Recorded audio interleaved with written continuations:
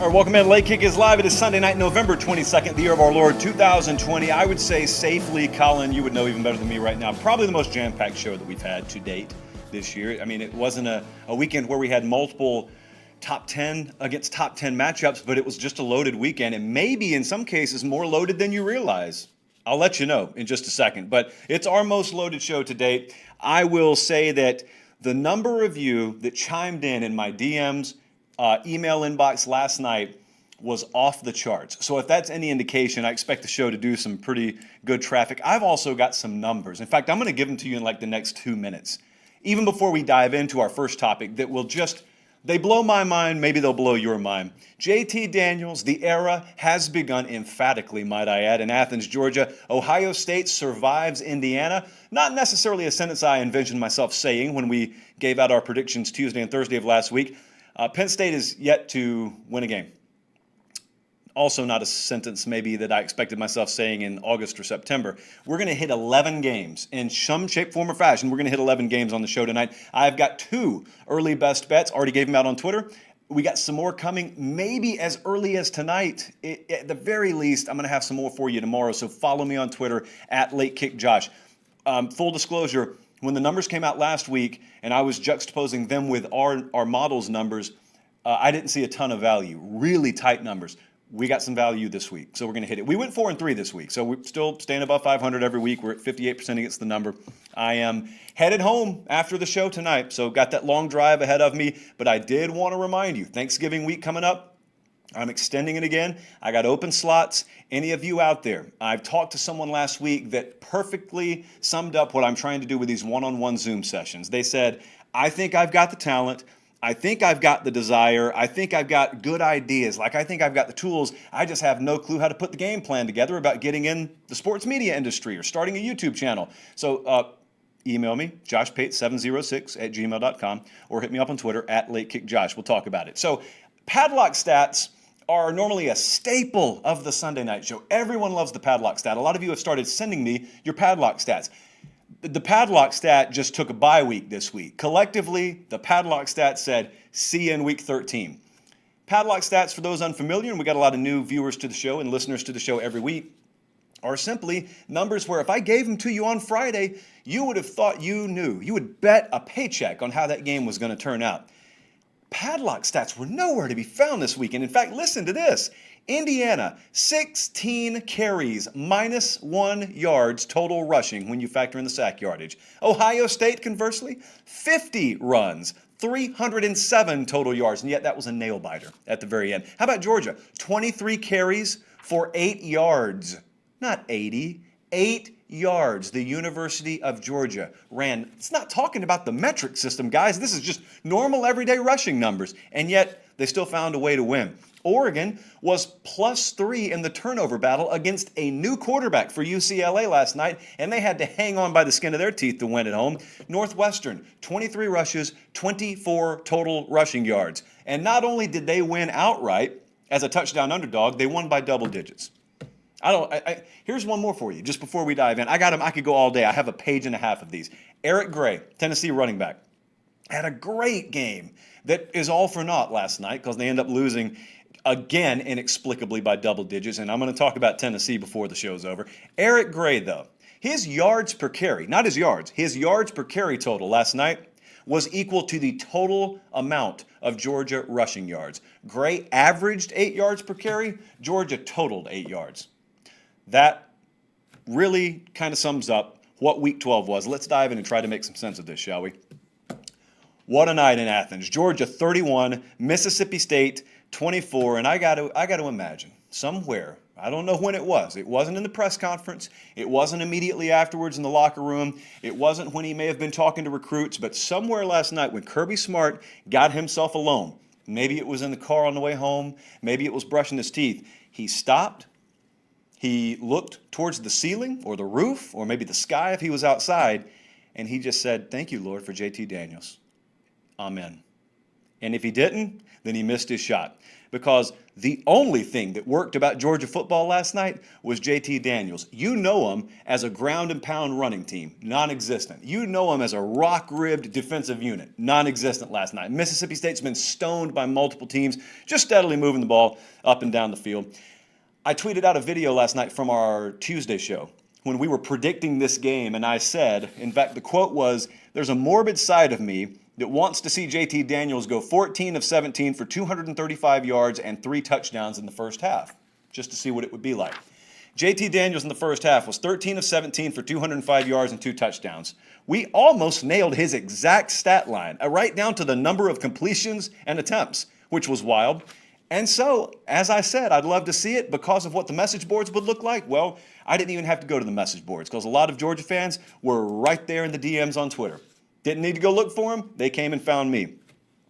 And you know what you wanted. And if you didn't come after me, you could probably imagine what they wanted. The cry for a while has been not necessarily, why isn't this guy playing? But at the very least, he's not playing. Give us a good reason. And it's really kind of been a mystery. And I'll give you a little bit more full disclosure. I imagine there's going to be a show at the end of the season. I love to empty the briefcase at the end of the year and everything that I was told in confidence during a season, but then someone says, all right, you can tell them whatever. At the end of the year, I hope to have one of those with Daniels. I hope to have other folks with those kinds of segments on JT Daniels. But you came after me last night, not after me, but you came towards me and you asked, well, what now? Because we heard that either he wasn't mentally ready or he wasn't physically ready. And listen, I didn't necessarily tell you I knew definitively. All I could tell you was what I heard out of that program from people I trust, people who have been money in the past, people who are very close to the Georgia program. My stance on this has just simply been, and will always be, for the record, there's a reason why starters are starting. There's a reason why guys who aren't starting aren't starting. I don't have to know them. They don't have to make sense to me. But that's always been my mentality. That was my mentality here.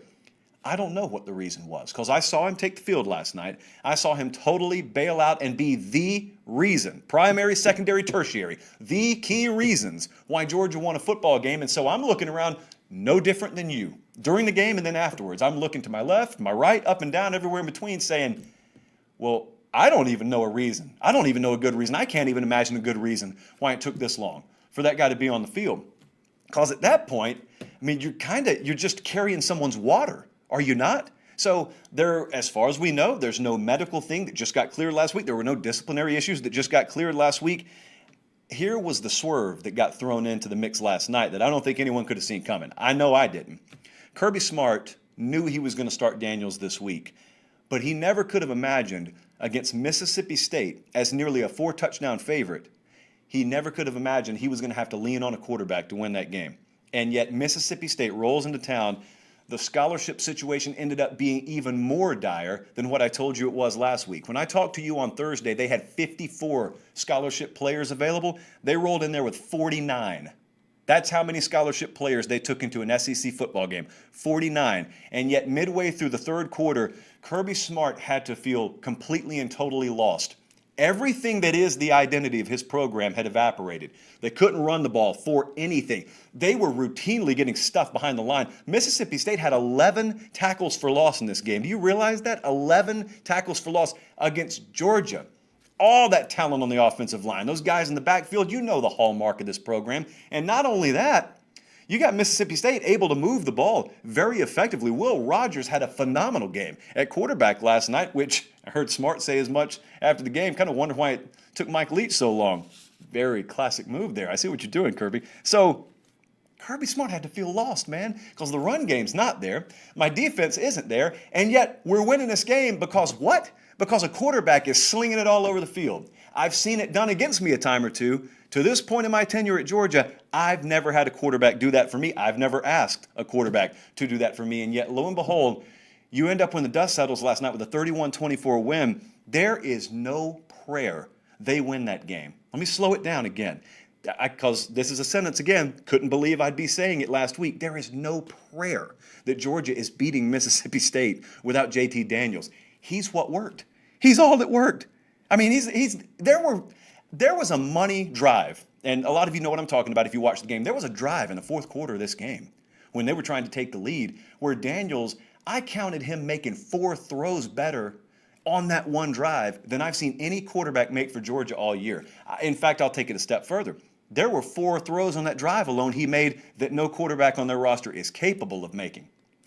So again, I don't know if a light switch turned on and he all of a sudden became capable of that or able to do that this week or last week. I'll stop short of just openly questioning everything, and I'll tell you, I think it's very valid for you to have your doubts about that. I think that's very valid. There was a lot of honesty after this game.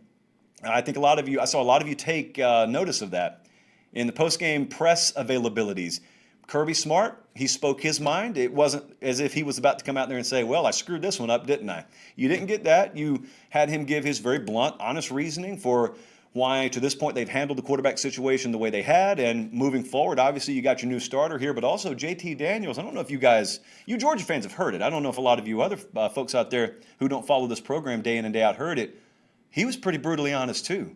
And he let him know he handled it in a very classy manner. But, it was kind of like watching an NFL postgame, to be honest with you, because those are all full-grown men, and everyone's an adult, and no one's going to get their feelings hurt. Let's just tell it like it is in postgame. And JT Daniels essentially said, week 1, I wasn't cleared medically. After that, it was Kirby Smart's decision. He didn't call him Kirby Smart, but he said his coach's decision.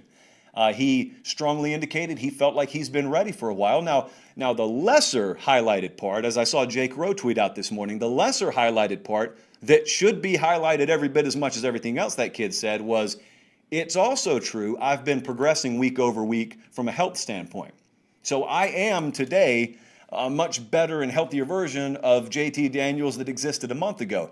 And if you go back to listening to Kirby Smart talk, that's exactly what he says. He says he's available now in a way that he wasn't a month or two ago. And so we've played guys who at the time we felt gave us the best chance to win. So another thing is we look forward to keep in mind here, again, I cannot repeat this stat enough. Georgia had 23 carries for 8 yards. Mind-boggling. I really believed coming into last night, if I took them and I had them play fill-in-the-blank NFL team, they wouldn't beat an NFL team, but I would see Georgia getting over 8 yards against an NFL team. And they didn't. So maybe I'm wrong about that. But they put up 8 yards last night. I don't know what Georgia football is going to be the rest of the year. They'll certainly be favored in every game the rest of the year. But my point is there's a lot of excitement coming out of this. And you should be excited because you have a quarterback who obviously has an infinitely higher ceiling than any that you've had to date under Kirby Smart. What you saw last night, it's not going to be what Georgia football is. I don't know what it's going to be, but it's not going to be that. That dude he'll hang up his whistle and walk out of town before he goes into games where they have no illusions of being able to run the ball and it's kind of hit or miss defensively. That's just not the way he's going to coach. If he is willing to do it, then he's willing to completely turn inside out everything that we know about him. It's been done before. There have been no indications that he wanted to do that. Guys, they didn't want to do it last night. Let me be perfectly clear. They had no intention of throwing the ball last night like they did. They did it out of necessity. So now moving forward again, they got some winnable games coming up to finish out the regular season. You'll get to see a lot more of JT Daniels. I'm very interested to see when folks get some film on him and they play him more straight up instead of completely and totally squeezing the line of scrimmage like they did last night to stop the run game, and very effectively, might I add. Just get it some time, okay? You can credit someone without crowning them. So give it some time with Daniels because the league's going to adjust to him, and it may not be until next year if, and it's very likely, but there is still an if, he hangs around. He is eligible to not hang around, but I think he'll hang around. Let's just watch the league adjust to him is the point. But very good showing last night from both teams. I think Mississippi State, they're not here for a pat on the back. I think they deserve a ton of credit because that's a team that could have very easily, and no one would have gotten mad at them, bowed out gracefully from even showing up. And instead, they took a team that they probably could have fit on one charter bus and rolled in there and took a perennial playoff contender to the wire. So hats off to both teams. But really looking forward to JT Daniels in the future. Meanwhile, in Columbus, Ohio, Ohio State 42, Indiana 35. Really strange game here. A lot of you watched this. It was a very strange game because I was telling Colin, I was at the gym. I watch the early games at the gym because it has a great TV setup where I work out. So I got 5 games on 5 different TVs, and some would call that distraction. I just call it multitasking. But I really, as crazy as this sounds, I started to doubt our Ohio State minus 20.5 pick when they went up 35-7. When you lay a big number like that, at least if you're me, I don't like a big early lead. I like a lead that gets stretched as time goes on late in the second half. Ohio State, that's a young team. That's a pretty green team. They're not veteran. They don't have a bunch of veterans on that team. Veterans, they understand how to keep their foot on the throat for 4 quarters. Some young guys, it's very spiky. It's very, hit or miss. And so, well, there was a lot of miss in the second half because that Ohio State secondary got humbled by Michael Penix and company. They got outscored 28-7 over the final 25 minutes of a game in the horseshoe, by the way. General feeling going in did not necessarily pan out. We talked a lot about this game. We gave it its own individual breakdown, as you do, top 10 matchups. But you think to yourself, at least I thought to myself, and a lot of you guys I talked to, you kind of agreed with the sentiment. Indiana, if you go in here and you can limit Ohio State's run, then you got a chance. If you make Justin Fields have to beat you, he can probably still beat you, but you could have a chance. Well, Ohio State ran all over them. They ran for over 300 yards. It turns out they had to run because Justin Fields couldn't get the job done. 18 for 30, 2 touchdowns, 3 interceptions is about as bad as you're going to see Justin Fields play in any game, much less a big game. But yet there were the Buckeyes, 50 runs for 307 yards. And the irony is, at 6.1 yards per pop, they're not crazy about the run game right now. Now, they got downhill a whole lot quicker with the bigger body type backs that they have as opposed to a J.K. Dobbins, which most people understand they should do, including their coaching staff. But the most lasting image for me from this game was Justin Fields when the clock hit triple zeros in the fourth quarter and they panned to him, just shaking his head. Just shaking his head, as was I, and as were a lot of you. But that's kind of the collective mentality walking out of there. You understand and you respect the opponent and you really appreciate the win and you shake their hand. But man, you get to the locker room and immediately can we just start breaking it down now? Can we start looking ahead now? Because we got some winnable games. Who do they have? They got Illinois, Michigan State, and Michigan. But we got to get so much better. We're not on Alabama's level at the moment. They would completely and totally fillet our secondary. What do we got to do to get better? So that's what the world saw. Because the world saw, Justin Fields having a bad day here. I think that's what most of the world saw, watching maybe from the old 50,000-foot perspective. But Ohio State fans, I think when they come out of this thing, and I'm just kind of sitting there watching with you, so we turn and we watch the game together, his secondary's bad. I don't know. Oh, I got 2 pins here. I don't know any other way to put it. Ohio State secondary is just a complete and total mess. Now, that's not a shock. In fact, even getting Shaun Wade back, and I'm going to talk about Wade in just a second, even getting him back, kind of put a Band-Aid on what was going to be a very green unit. By 10 miles, it was the biggest question mark for this team. So it's not like Buckeye fans are completely stunned on this Sunday evening that, I can't believe our secondary. That turned out to be the weak link. The front looks good for the record, by the way, defensively, but secondary is bad here. How bad? As I read to you before, Indiana, 16 runs, -1 total yards rushing, and yet it's a nail-biter. They still had the ball with a chance to win the game in the fourth quarter. The Shaun Wade opt-out. You guys remember this whole circus? It wasn't really a circus. There was a lot of uncertainty about the season. So Shaun Wade opted out. Then when they announced they were going to have the season, Shaun Wade opted back in. Might as well have thrown him a ticker tape parade in Columbus. It's a good thing. The more I think about it, it may not be a good thing. I've watched this happen with other programs. Ohio State's kind of in that rarefied air too. When you got a lot of young guys that project as future first-round draft picks, but they're playing with other racehorses that are also first-round draft picks, and then some of those racehorses go off to the NFL draft, and some of those younger guys are kind of, by default, elevated to a top tier. Sometimes they shine, like Pat Surtain this year for Alabama is shining. That's going to be a top 15 caliber guy. You never hear his name because no one ever throws at him. Shaun Wade got thrown at repeatedly. They just victimized him yesterday. I think he had a pick 6, which is probably the lasting impression that many had from the game. I'm telling you, if you're an NFL type and you pop on that tape, or for the record, if you're Dabo Swinney or if you're Nick Saban and you pop on that tape and you're going to play Ohio State down the road, that's what I'm looking at. And I know Shaun Wade's a big name, but man, he got victimized yesterday. And I think a lot of it has to do with a lot of the talent he was able to play alongside last year not being there anymore. He's an ultra-talented guy, but got a ways to go to fulfill the lofty expectation that's been placed alongside his name. You got to give huge credit, and I kind of overlooked this to begin with. You got to give huge credit to Tom Allen in Indiana because as much as they almost beat Ohio State yesterday, and they were in that game and came back, as I said, 28-7. They outscored them final 25 minutes. What struck me about Indiana is I don't necessarily know that, unlike some teams who play number 1, number 2, number 3 opponents, they never felt like they made this game a Super Bowl. It was a big game, and they understood the ramifications, but I think they'll be fine coming out of this game. I don't think you'll look at them, in other words, like you do some teams who play Bama or Ohio State, and it's a Super Bowl hangover effect, and they're never the same. I'm not telling you Indiana's going to run the table. I think their level of play will maintain a pretty consistent level. They may be the second best team in the Big Ten right now, guys. They may be the number 2 team in the Big Ten. And the funny part is the battle for that number 2 mantle in the Big Ten is not between Michigan and Penn State or Wisconsin or Iowa. It's between Northwestern and Indiana. So now Ohio State, they kind of I want to let that statement sizzle for a second.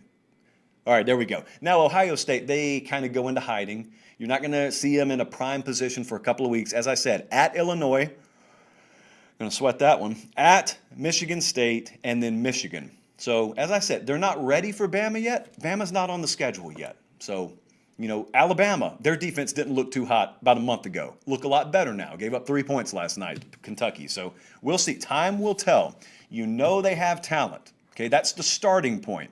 If they were limited talent-wise, this just would be what it is. Like Michigan at corner, they're limited talent-wise. Ohio State's got good talent.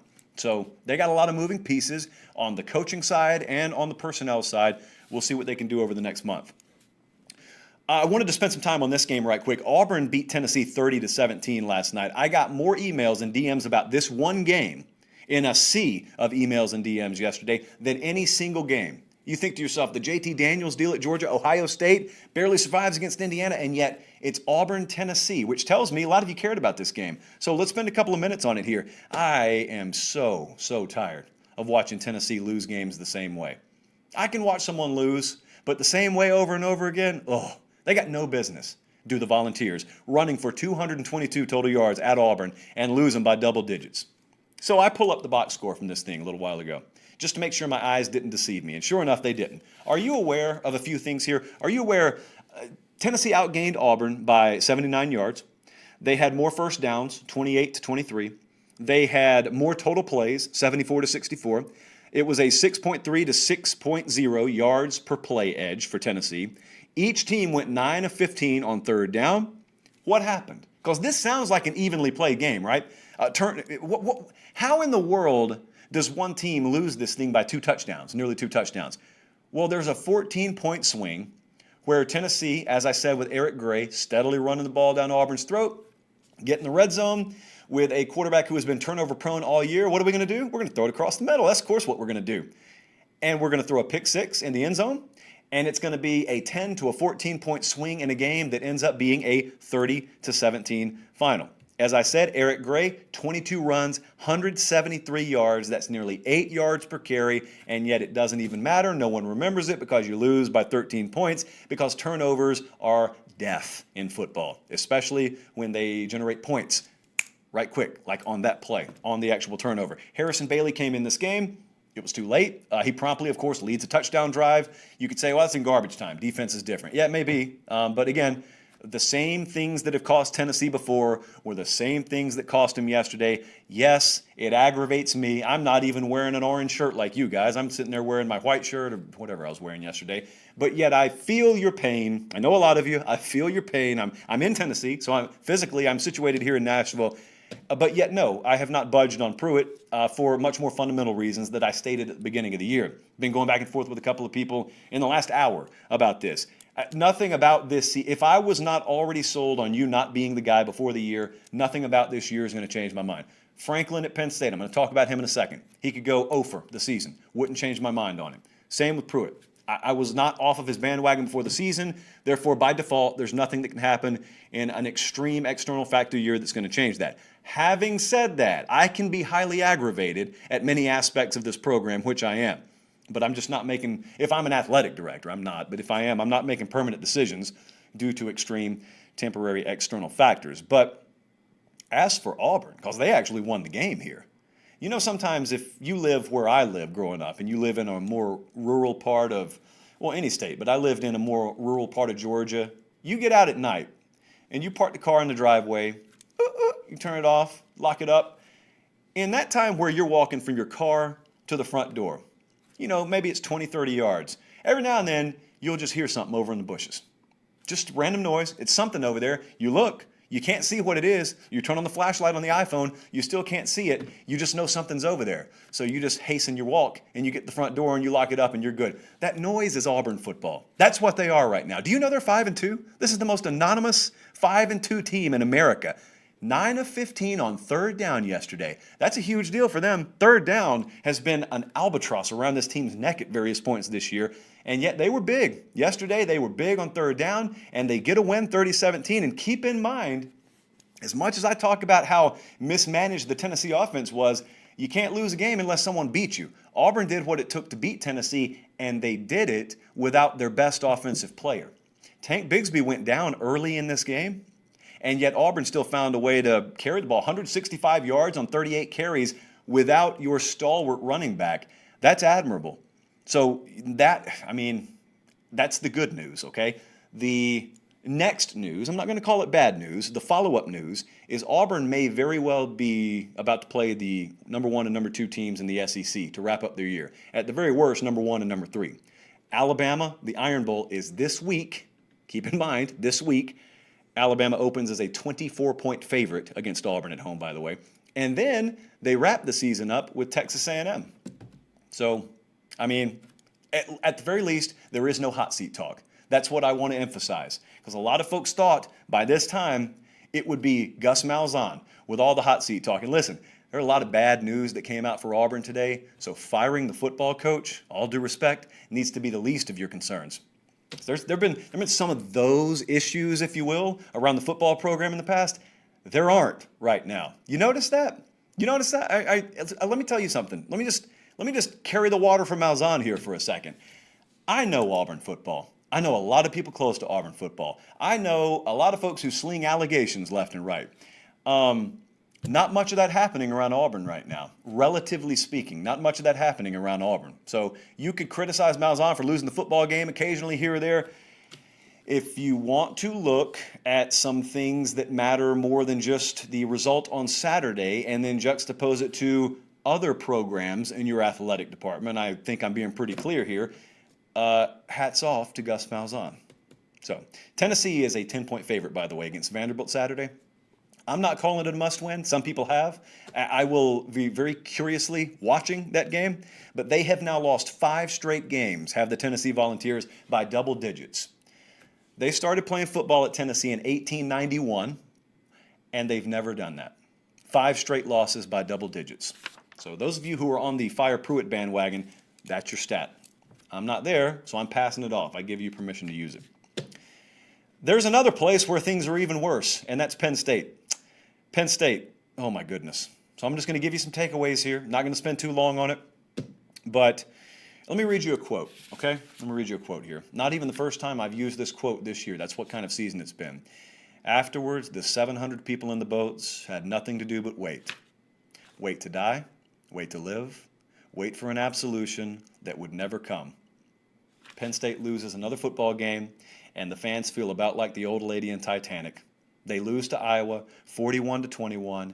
You keep waiting for the corner to be turned. You keep waiting for that week to come where you look at the final scoreboard and you say, oh, well, it took a lot longer than I wanted it to, but finally we've hit our stride. You want the absolution, and you just keep getting hit in the face with a sledgehammer, week after week after week. The smart money here is that there's probably more bad stuff coming. That's the short term of it. Probably more bad stuff coming. The mid to long range, if you want a sliver of good news, 2020 should be isolated. But I want to go to some evidence. Exhibit number 4,138 on my list of reasons why bowl momentum, and momentum in general, is the most overhyped thing in the history of sports. So I'm reading over at Lions 24/7 today. Tyler Donahue did a really good feature, and it offered the best perspective that I saw anywhere out there from last night to today on Penn State. This is how fickle momentum is and how fickle the spotlight can be in college football. Some of you remember the spring before everything went haywire and how much positive energy there was around Penn State. I was part of it. I had a lot of positive energy about Penn State. Think about where they were. Just a few short months ago, think about where they were. They were coming off a Cotton Bowl win against Memphis. Okay, that's one of the New Year's 6 games. That's a big deal. It was their 11th win. They had won at least 11 games for the 3rd time in 4 seasons. 6 of the 7 touchdowns they scored against Memphis were scored by freshmen or sophomores. They were looking at back-to-back top 10 classes that were already starting to pay off, all those freshmen and sophomores contributing. Then they had watched Minnesota light it up in the Big Ten, and James Franklin went and got their offensive coordinator, Kirk Soraka, and brought him in, and you're going to pair him up with Sean Clifford, who, after his first full year of starting, had put up 28 touchdowns, 7 interceptions in his first season. So you think, well, if Kirk Soraka can do what he did with Tanner Morgan, what's he going to do here with better talent? Maybe, dare I say, more talent at quarterback, too. You got an All-American tight end. You got young talent all over the place. You got a returning offensive line with experience across the board, a great 1-2 combination at running back coming back. You got the highest blue-chip ratio on your roster that you've had to date. How many programs outside of the major elites, how many other programs out there seemed more equipped, considering what I just read you off this list, to maybe potentially either knock on the door of elite status or at the very least be a runner-up and be the very next program at the top of Tier 2? That was Penn State. That was where they were. And then what happened? Well, what happened was spring gets taken away. Got taken away from everyone, but if you're trying to install a new offense, it hurts you extra hard. Then Micah Parsons opts out, your best defensive player. Then Journey Brown, one of those 1-2 punches at running back, he's gone. Noah Cain's gone. That's the number 2 in the 1-2 punch. He's out in the first game of the year. Then Indiana ambushed them in week 1. They outplayed Indiana. They got beat by Indiana. That's what matters. And then there was Ohio State in week 2. And it just in the snap of a finger, they were 0-2. And the season went off the rails. It happens that quick. They were in a really unique spot. They were 0-2, and for a team that was supposed to contend, that's the most important thing to remember. This wasn't a team whose goal was to, make a bowl or just make sure we're above 500. They thought they were Big Ten championship contenders. And so in a very atypical year, I have no way of knowing how COVID has affected each individual program, but in an atypical year, a contender had their season just fall off the rails totally early on, and it's never gotten back on the rails. So was the optimism a mirage? That's what I want to ask you. There's no one in their right mind who could have looked at Penn State and denied that program's trending up hard. And then what happened? So was the optimism a mirage, or is this just a throwaway season? I used that term today, throwaway season. I thought it was common sense what I meant. What I don't mean is throw away the entire season. None of the results in this season matter. Of course they matter. We're going to hopefully crown a national champion. I'll recognize that national champion as I would any other national champion. You're going to crown a Big Ten champion. I'd recognize that one, SEC, ACC, as I would any other conference champion in a year. What I mean is in the areas of the country where things go off the rails, it's a throwaway season for me. I explained it to you with Pruitt. I'm telling you with James Franklin, point blank. I wasn't calling for the guy to lose his job before the year. Therefore, I'm not going to allow anything that happens this year, even if they go winless, to change my opinion on that. I don't run Penn State football. I don't donate a dime to Penn State. They don't care what I say. I'm just giving you my take because I think, mostly, that's what you come to the show for. But my philosophy, even without COVID, is every coach is afforded one throwaway season in his career. Malzahn's used his. Kirby Smart hasn't used his, contrary to popular belief. A 2-loss season is not a throwaway season. But for someone who disagrees with that, because you can agree with that all day and we'll just nod our heads at each other. For people who disagree with that and are actually suggesting that this guy should be out of a job because of what's happened this year, I just want to ask you something. We don't need to fight about it. Just hear me out. Let's talk it through to a logical conclusion. You tell me what's more likely, because I just gave you my train of thought. It's not excusing the result. It's explaining the result and understanding these are very atypical external factors that no football coach has ever had to deal with before or hopefully will ever have to deal with after. So you tell me what's more likely. Everything about Penn State and James Franklin magically just evaporated and eroded in one offseason, or 2020 is unique and disproportionate in its impact program to program. I think the latter is much more likely than the former. If I thought this guy had lost it, if I thought the program had lost it, if I thought that those 3 11-win seasons in 4 years, if I thought all that was just gone, I'd tell you, I don't think that's gone. I honestly think this program will be fine. Even if they don't win a game this year, I think they'll be fine next year moving forward. They, like many programs out there, are a quarterback away from being a contender. And I'm telling you that when they're 0-5. So you know I mean it. They're a quarterback in a normal year away, let's say that, from being a contender. So they don't have a faulty engine. Their transmission's not shot. They got tires that are unbalanced. I mean, they got a hubcap that's off. They got a dent in the door. They got a cracked windshield. Those things are cosmetic. You can fix those things. You don't have to toss the entire vehicle in the scrapyard and go buy a new one. And I don't even know what will be out there anyway. Have you seen the lots lately? Very slim pickings.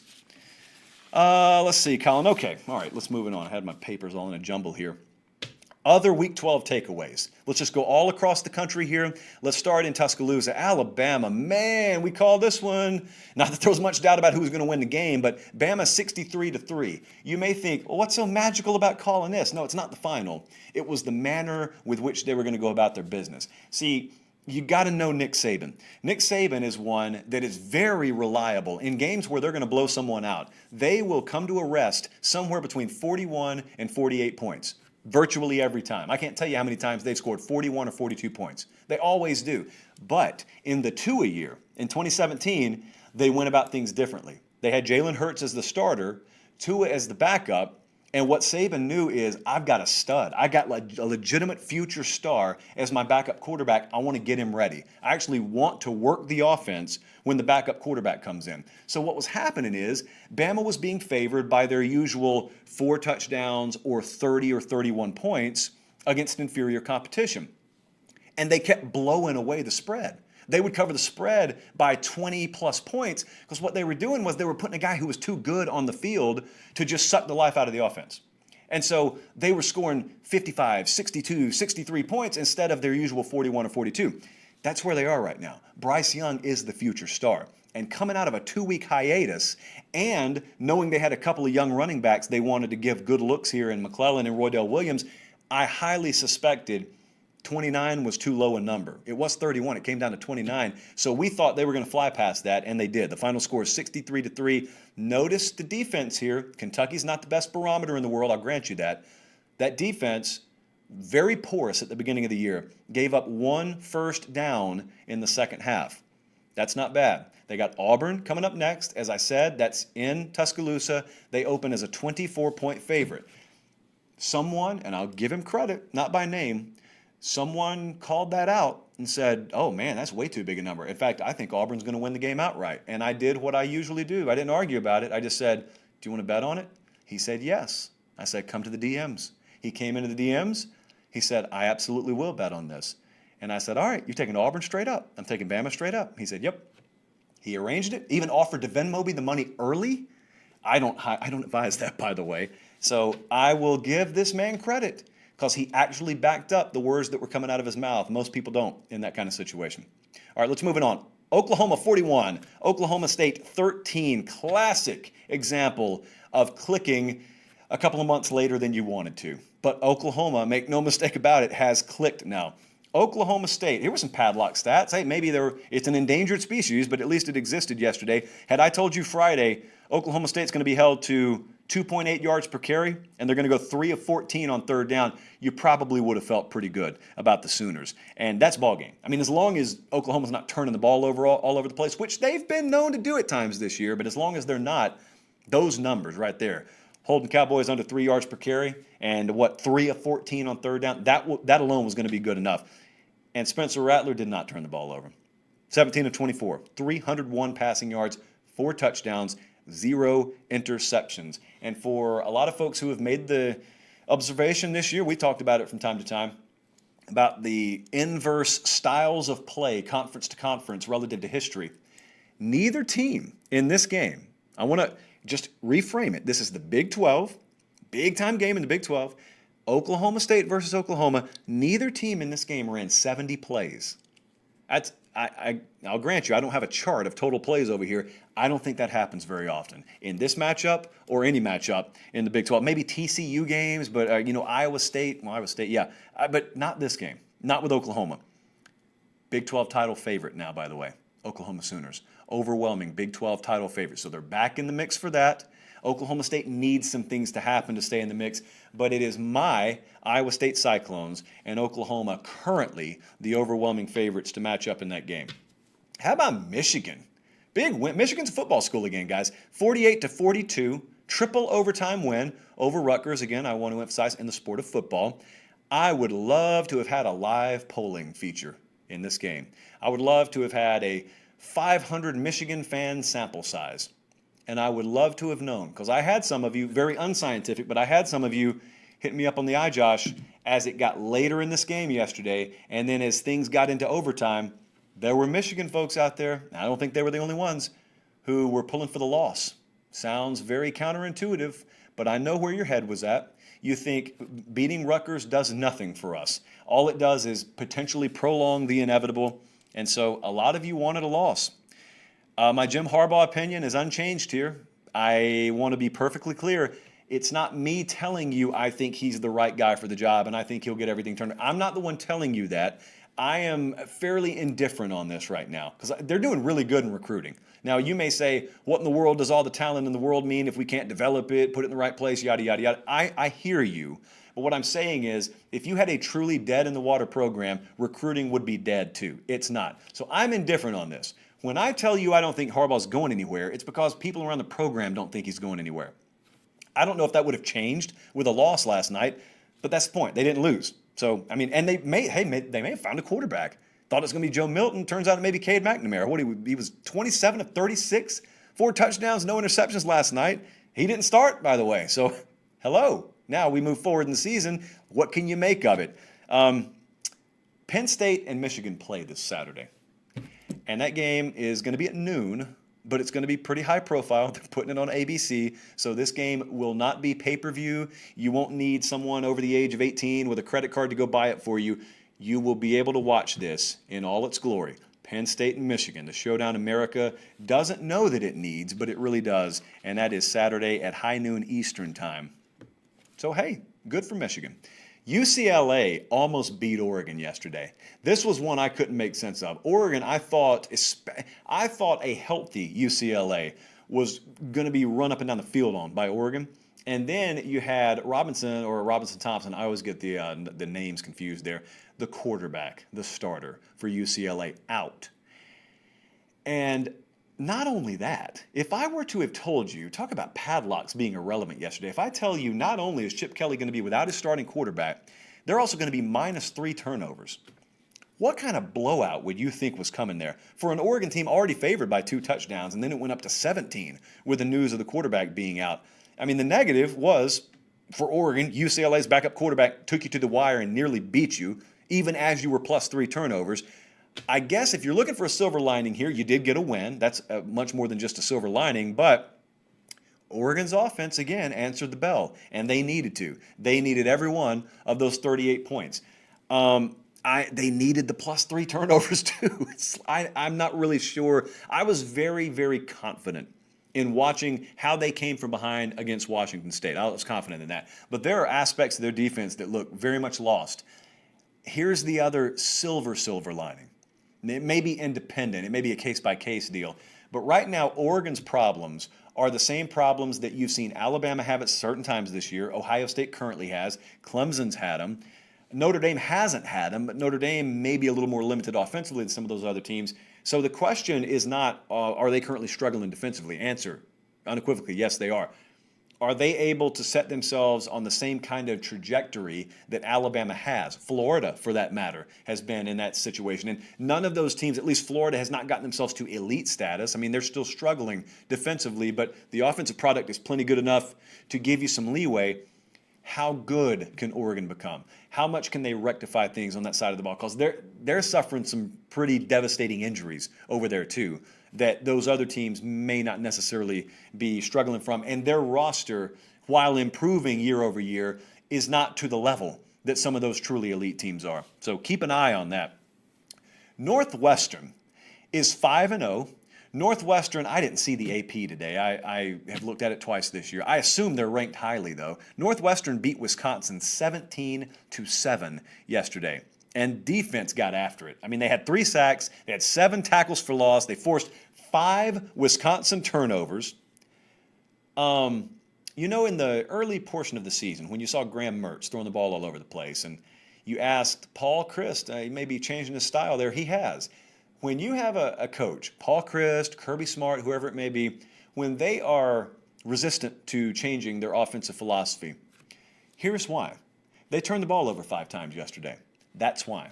Okay, in the past, when he's just handling Jonathan Taylor or whoever it was, whichever All-American pair of tailbacks he has, you don't really have to worry about that so much. Now, you may not win a national championship that way, but you're also never going to turn the ball over 5 times and lose to Northwestern 17-7 that way.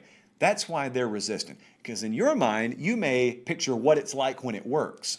But in their mind, they say, okay, I'm not going to have that kind of production 12 times out of 12.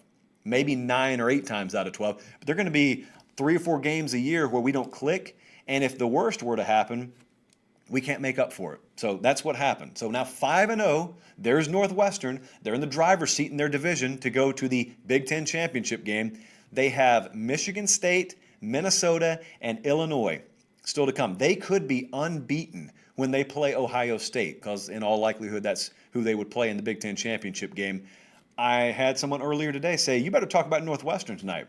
Talking about Northwestern. I got to give old Barton Simmons credit, too. Barton has been beating the Northwestern drum for the better part of a year now. I mean, he was all over him in the spring and summer, and everyone else was talking about COVID, and Barton was talking about Northwestern football. Seemed weird at the time, but hats off to him, and hats off to Pat Fitzgerald and Northwestern. LSU squeaked by Arkansas yesterday, 27-24. More inexplicable victimization of Arkansas by the SEC. This time it was just the officials. But be that as it may, LSU did get a win, and it was very clear at some point this week in the team meetings, Ed Orgeron and his brain trust down there looked around, and they figured out, all right, Bo Pelini, here's a concept. If we never have our defense on the field, he can't hurt us that much. And so what they did is they came into the Arkansas game, and they had a very simple strategy. Never let the defense get on the field. And it pretty much worked. Time of possession in this game was 41 minutes and 43 seconds for LSU, 18 minutes and 17 seconds for Arkansas. 91 plays to 53 plays. That was the time of possession. That was the critical factor edge yesterday. And so LSU, you get all that. You have those sizable edges, and it's 27-24. That's the final. They covered, though, so I can say that about LSU. They covered. That would have been a bad one for them to drop. Arkansas is still very much exceeding expectation. LSU gets Texas A&M this week. A&M's favored by 12 to 12.5, I think, just to open. I hadn't looked at it in about an hour. A&M's going to want that one pretty bad. I know that's a spoiler alert to end all spoiler alerts, but A&M's going to want that one pretty bad. There are a lot of these games where LSU was favored. I think they were favored against Arkansas by 41 last year, and they were a 1-point favorite, I think, yesterday. It was bouncing around. That line crossed 0 a couple of times. And then lastly, I wanted to talk about USC beating Utah 33-17. Was going to hand this game out, but I didn't. I was going to hand out Utah, so I'm glad I didn't. We had a heads up pretty early in the week. There were some COVID situations behind the scenes with Utah's quarterback room, and that turned out to be the case. But Jake Bentley ended up not being the starter regardless. Cam Rising was. Utah was -3 turnovers. Here it was Utah's first game of the year, Southern Cal's third game. And now, as I said with Auburn, kind of an anonymous 5-2 team, USC's 3-0. And not only that, I mean, with Oregon looking very suspect right now, I mean, you got to ask the question, as I said last week with Southern Cal, are they just buying time until they eventually get smashed? Or are they living on borrowed time? Well, I mean, so far they're 3-0, and they're not playing that long a season out there. So it was just assumed, oh, this year is going to be a death blow for Clay Helton. Well, they better start losing quick, or it's not going to be anything along those lines. In fact, all it is right now is a season where they're the favorites to win their division and go play for a conference championship. So that was a quick trip around America yesterday. It was a really underrated, entertaining week of college football. Learned a whole lot, and it set some things up. That's the important part. A lot of stuff has been set up now for this week. This is a critical week. It's a rivalry week in some cases. I'm not talking about South Carolina tonight, but believe you me, we will be updating you on South Carolina. I talked to someone pretty close to that coaching search Friday night, for about an hour, and think they want to move this week. Can't tell you definitively they will. I think they want to move this week, so bears very, very close watching. Ramen Noodle Express, let's go, Colin. We have got, because it's a truncated week, it's Thanksgiving week, we have got games that are coming up on Friday, a bunch of them, and then you got the usual Saturday slate. We have a lot of value on the board. So I can't stress in strong enough terms, follow me on Twitter, @LateKickJosh. For instance, if you only took the games that I showed on the Thursday show, I think you went 2-3 this week. But I put out 2 more games, and both of them won on Twitter because it was after the Thursday show, as I told you to expect. Well, those went 2-0. So we went 4-3 on the week. We're sitting at right around 58% against the spread this year. We're just chugging right along, doing really good. Some viewers have started to Photoshop varying pictures of yours truly and a train and a pack of ramen noodles. Those are the 3 keys for the Ramen Noodle Express, and I've been using them. Those of you who have sent some good ones, and they've been really good. I don't know Photoshop to save my life, so you know they're not coming from me. They've been good. So send me your submissions.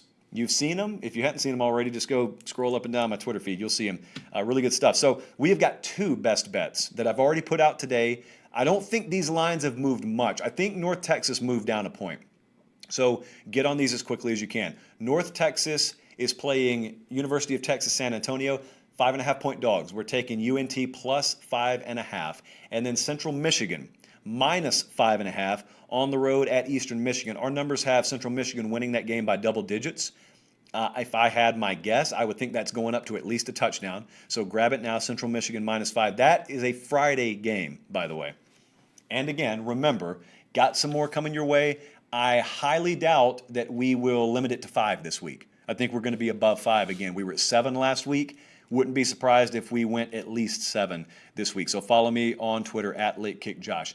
I need to remind you, I don't need to remind you it's Thanksgiving week. I do need to remind you we got a programming update this week. So, of course, we're not going to have a Thursday show.